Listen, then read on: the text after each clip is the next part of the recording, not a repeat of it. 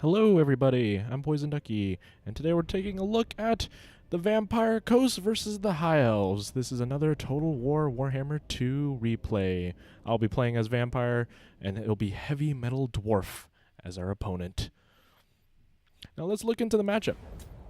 Knowing that I'm going against High Elves, I went with a pretty wide line of just normal zombie deckhand mobs.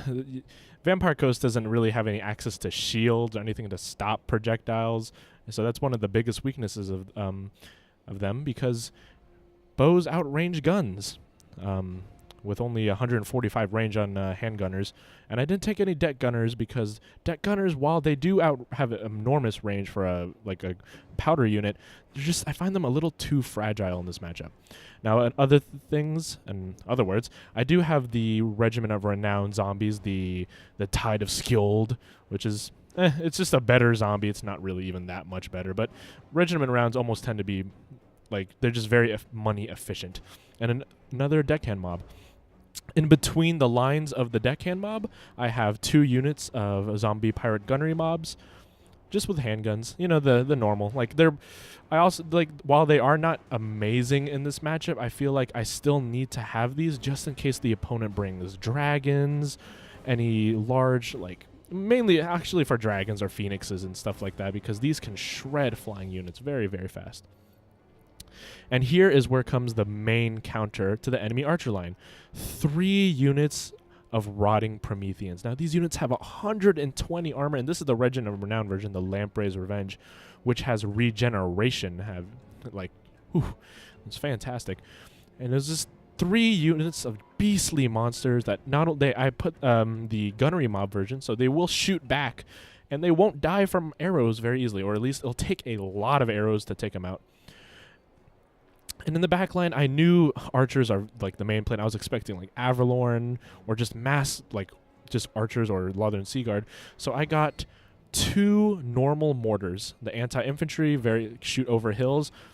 This hill does not really, it doesn't favor me that much until I go to the top right here. I would have to be able to go near the crest of the hill so I can shoot down, and that's why I'm actually moving forward. I would normally, as Vampire Coast, especially with the artillery advantage, you would never move forward, but I had to move forward so I can actually shoot the enemy. So I have 2 mortars, and on each mortar I have defended with some zombie pirate deckhand mob with polearms, the anti-large. Just in case they brought something like Dragon Princes, Silver Helms, you never know. Just protecting artillery, very important. And then I have on the far edges just 2 units of Scurvy Dogs to try to take out skirmishers, just in case, but you'll see he has ways to counter that relatively quickly.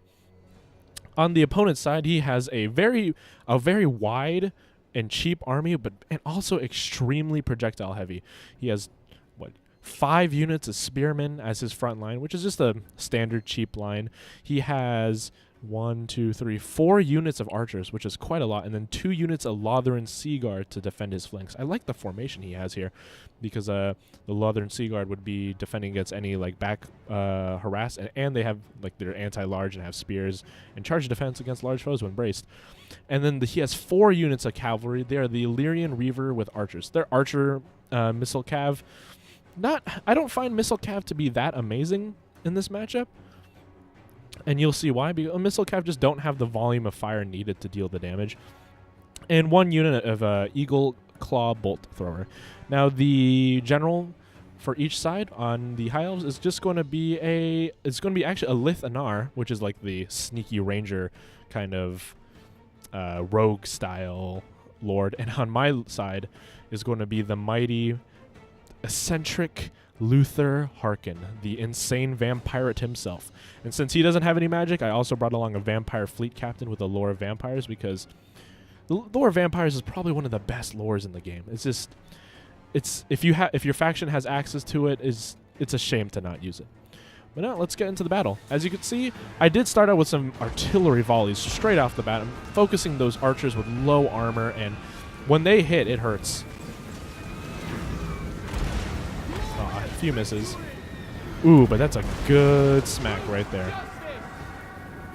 His spear line is going to be pushing forward among us, and it's going to be quite devastating. The archers are going to devastate my zombies. Zombies have very low armor, and I really don't have too much of a way to stop the archers other than my Prometheans. So he's going to engage in the front line, and my Prometheans are going to go in. Now, spearmen do have charge defense against large, but these spearmen were not braced. You have to be standing still to brace against them. And the spearmen don't have any armor-piercing damage. And 120 armor on these Crabbos, as someone on the internet once said, if you mess with the Crabbo, you get the Stabbo.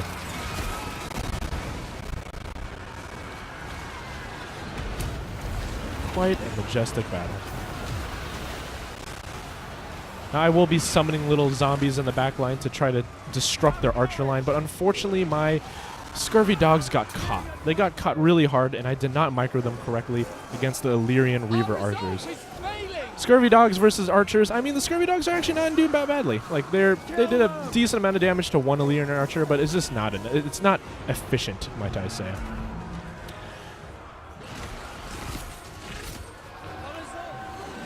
My deck gun mobs are having a hard time getting good lines of sight and firing range because they're above the hill, and I just couldn't make it over to the point where I could shoot down upon them. And that's one of the biggest weaknesses of gunpowder. Like, they just don't have the flexibility that archers have. But that's why I brought my mortars, dealing massive damage to the enemy archers, just taking them out.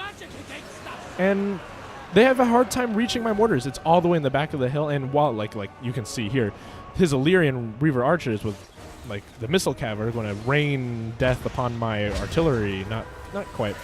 It's just not enough missile fire to really affect my... I can just stand there and like, oh, my pole arms are not taking too much. Over here on the right flank, though, it's a lot more... what's it called? Oh, no. A lot more impact, as he did use his Eagle Claw Bolt Thrower to snipe out my artillery engines, my mortars on the right flank. Only one of them is actually like functional. And you can see here, he actually sends his general Elithanar to the front of my flank, and I think that's a mistake. So my vampire fleet captain's going to engage in him, and while it's not vampire fleet captain's not known for amazing combat stats, Elithanar is not the best in melee. He's taken a lot of damage, and if he's not using the decoy ability that Elithanar has, it's his loss. Now just wait until Luthor Harkon gets here. Once Luthor Harkon gets into here, it's goodbye Elithanar. Now I'm going to be using the spell, what was it called? The Invocation and a Heck to replenish the hit points of my crabs, as they're extremely efficient at taking archer fires. The armor is too good for them. He does have a... what's it called? A Mage of Heavens to spend his, but it's... look at this. Luthor Harkon versus... oh. It's the battle of the heroes with his mage versus my mage and Luthor Harkon versus Elithanar. But Elithanar bit off a little too much too much for him to chew. And now I'm going to deal heavy damage to his mage. Look at this. Shooter. You hit my vampire captain. You shot my vampire captain in the back. Thanks, Luthor Harkon. This makes you such a great hero. And as you can see, the High Elves just did not prepare for the high armor of the Rotting Promethean gunnery mob. And the unit that can shoot back will take very little missile fire. He has no... a way he could have beat this, if you guys want to know, was just bring some Phoenix Guard. Phoenix Guard would destroy Rotting Prometheans. They have anti-large, they're armor-piercing, they have charge defense. It's exactly what you needed. Like Swordmaster Hoeth, White Lions of Thrace would not do it. But I understand, though. A lot of High Elves players bring, like, what's it called? Phoenix Guard, Swordmasters, like... but he chose to go a different path of a very wide army, and it just so happens that my army it has a very good matchup against it.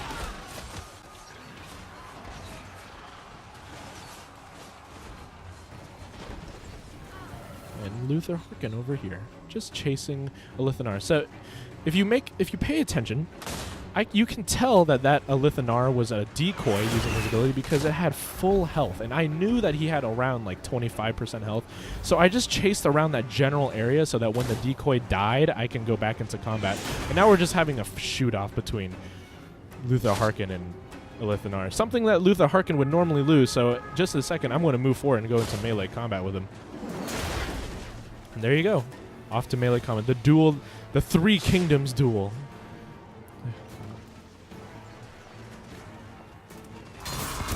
Fantastic.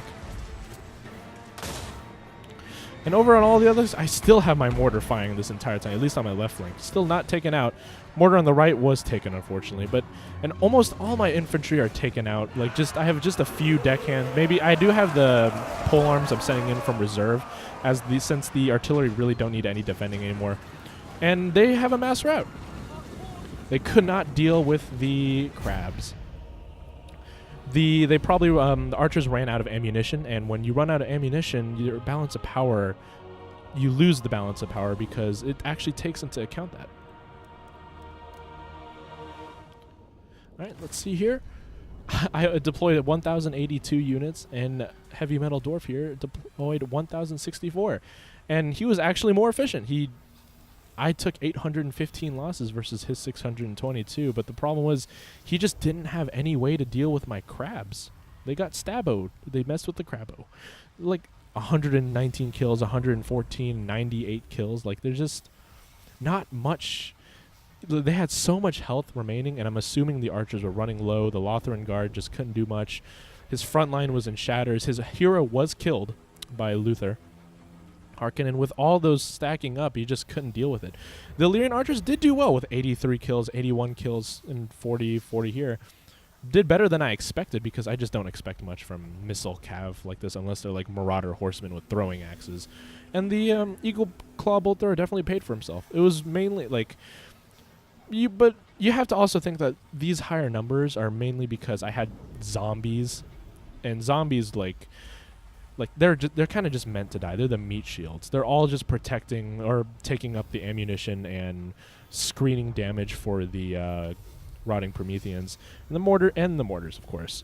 So them being, it may look like they're efficient with the large number of kills, but not dealing with my armored monsters was the downfall of this his composition. And I like the Lithanar. Lithanar is actually a fun legendary lord. I think he should be used more often, and the Mage of Heavens was taken out fairly early as he charged Luthor Harkon. Like, Luthor Harkon's a pretty good duelist, so that's why I chose him. And it's fun. Like, I don't have to choose, like, choosing Noctilus every single game. It's not as fun. You feel like you're a little too powerful and you want a challenge.